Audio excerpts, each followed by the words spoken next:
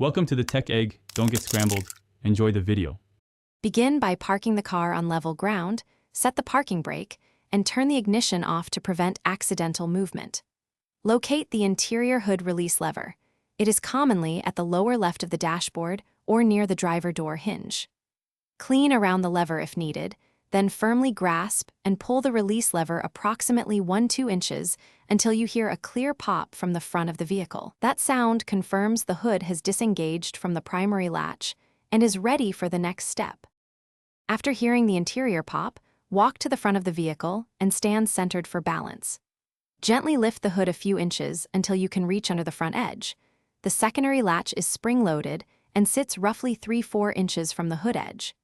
Use one hand to feel for a small lever or tab, push or slide it to the side or upward while simultaneously raising the hood with your other hand. Continue lifting until the hood clears the latch and can open fully to access the engine bay. Once the hood is up, secure it. Many cars use a prop rod that you lift and insert into a designated hole, while others have gas struts that hold the hood automatically.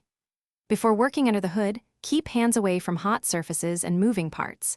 If the engine is hot, wait or use a glove or rag.